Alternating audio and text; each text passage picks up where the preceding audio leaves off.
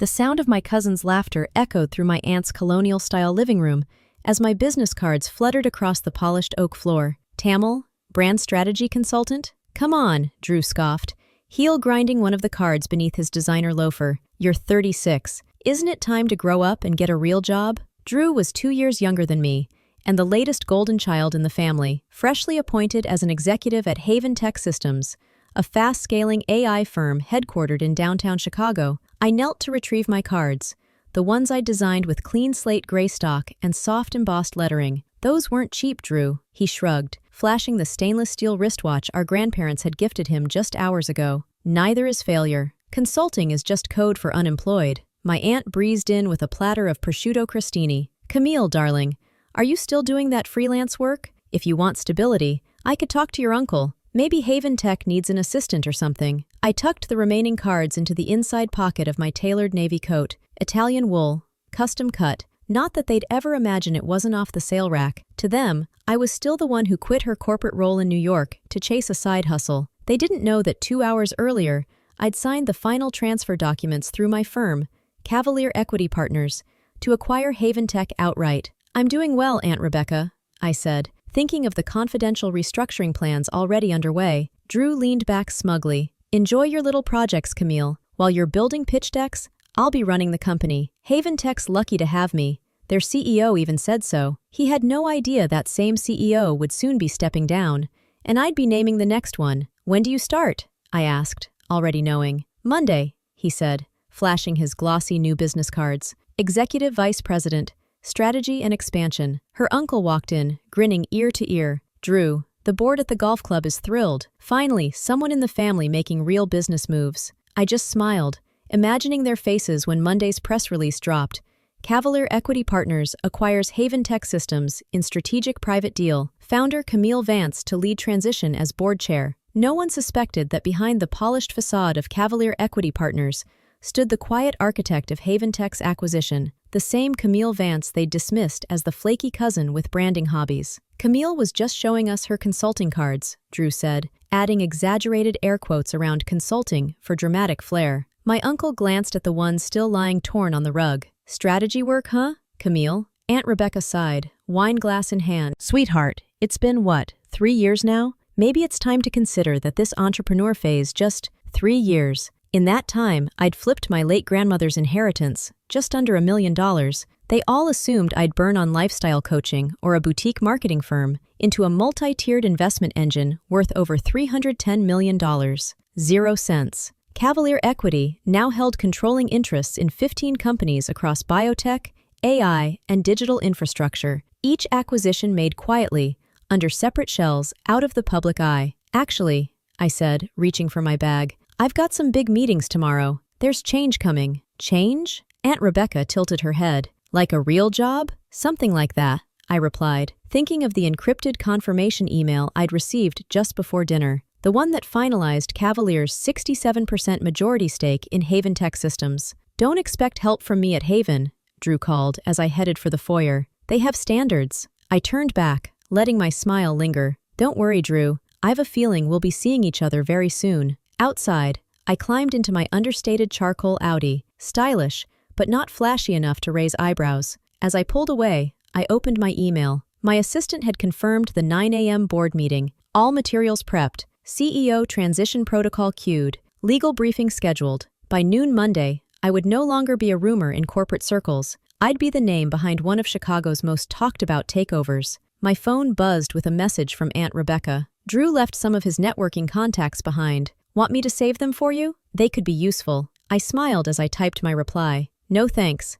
I've got all the contacts I need. The weekend ticked by with a steady stream of group messages, family bragging about Drew's arrival, photos of his new corner office, his ergonomic chair, his gold-accented nameplate. I read each message calmly, from my penthouse office overlooking Lake Michigan, while the city's Sunday haze curled between steel towers, waiting to meet Monday's storm. The Cavalier Equity Partners logo pulsed softly behind my desk, sleek silver lines forming a soaring falcon, poised mid-flight, fitting considering tomorrow's reveal would change everything. Miss Vance? Kate's voice filtered in through the intercom. All 17 board members have submitted signed NDAs regarding tomorrow's transition. Only the current CEO knows your identity. I nodded, thinking back to my private meeting with Haventech CEO, Graham Delaney, last week. The look on his face when he realized the elusive force behind Cavalier was the cousin of his newly hired VP, priceless. And Drew's orientation still starts at 8 a.m. with HR, Kate added. Yes,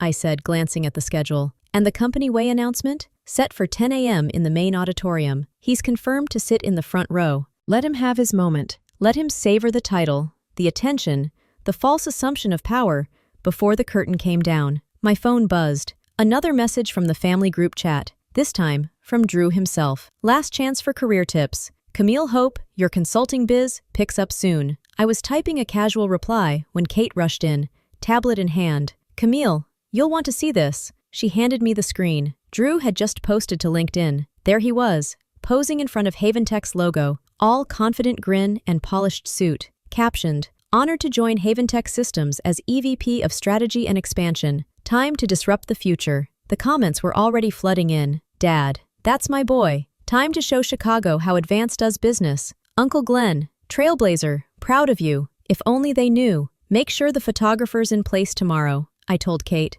I want every angle of the reveal, especially the moment Drew figures it out. Already handled, she replied, then hesitated. Drew mentioned your parents might drop by to see his new office. Even better, let them all witness what real strategy looked like. I spent the rest of Sunday refining tomorrow's transition plan. Haventech had promise, but it was stalling under archaic leadership models. That's why I acquired it. Under Cavalier's direction, we'd restructure, digitize, and tear down the executive echo chamber. My phone kept lighting up.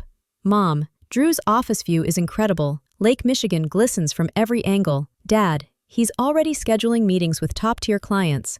That's what leadership looks like. Drew, want me to save you a supply closet, Camille? Could be a good base for your consulting. I left them all on red. Tomorrow, I'd present a new future, one that no longer had room for Drew Vance, EVP. At midnight, one final text lit up my screen. If you've ever been underestimated by those closest to you, hit that subscribe button, because tomorrow, when Drew walks into that auditorium, you'll want front row seats to see how the real owner of Haventech takes the stage. The last message before bed had come from the only family member who ever truly believed in me, my grandmother. Give them hell tomorrow, sweetheart.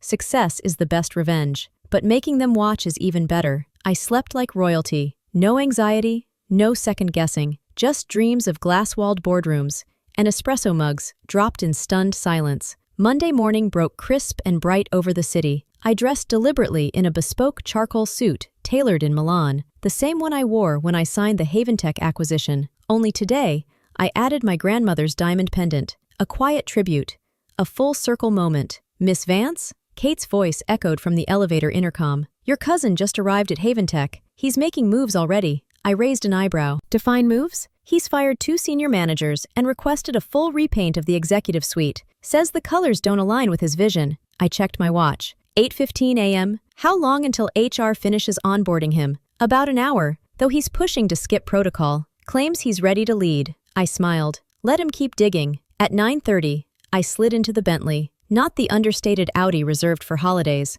but the one with armored windows and a driver named Marcus. Corporate mode. Outside Haventech's glass-paneled HQ, I spotted my parents sauntering in like guests of honor at a royal gala. My phone buzzed again. Drew, corner office is looking great. Don't worry. I'll wave when I see you cleaning windows. I finally replied. Looking forward to our 10 a.m. meeting? Don't be late? He shot back instantly. Sorry, sis. Exec meetings only. Maybe next time. As I stepped from the Bentley, 2 security guards straightened instantly. They'd been fully briefed. The receptionist rose with urgency. Welcome, Ms. Vance. The boardroom is ready at your convenience. Time to deliver. At 9:55 a.m., I stood backstage behind the auditorium curtain. 500 employees filled the seats in front of me. I spotted Drew, front row, sock flashing his teeth, parents on either side, assistant sprinting like her job depended on it. Everyone's in place, Kate whispered, handing me the latest shareholder report. And one more thing, she added with a smirk. Your cousin just sent a company ways me-mail. I glanced at my phone. Subject: Welcome to a new era. EVP vision for transformative leadership. As your new executive vice president, I promise to revolutionize Haventech Systems. Change starts today. Drew's voice echoed through the auditorium, proud and booming. He had no idea how right he was. Backstage, Graham Delaney, Haventech CEO, approached me with a tight smile and a hint of panic in his eyes. "Mrs. Vance, your cousin has already demanded the resignation of 3 more managers," he murmured. "He's also threatening to restructure the data science and product strategy teams." I offered a calm nod. "Don't worry, Graham. There will be a restructuring today, just not the way Drew imagines." At 10 o'clock a.m. sharp, Graham stepped onto the stage. The room quieted instantly, except for Drew's stage whisper to our parents. "Watch this.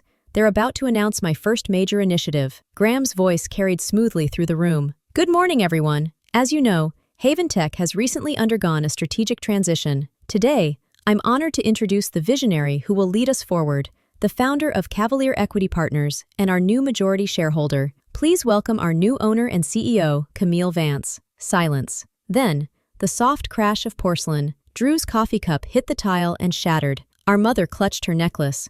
Our father froze, jaw clenched. "Thank you, Graham," I said, taking the podium with steady hands. "For those unfamiliar with me, I'm the founder and CEO of Cavalier Equity Partners. As of last week, we hold a 67% ownership stake in Haventech Systems." A wave of gasps, phones raised, screens lit up as whispers rippled through the crowd. "In fact," I added, locking eyes with Drew, "some of you may have received an email this morning about transformative leadership." I clicked to the first slide, a crisp display of Cavalier's successful tech holdings. "The transformation begins now, though not in the way some expected. Under our guidance, Haventech will modernize, expand globally, and most importantly," I paused, letting my words cut slowly, "eliminate outdated leadership structures that reward ego over innovation." From the front row, my father stood. "This is absurd." I turned to security. "Please escort any non-employees from the auditorium.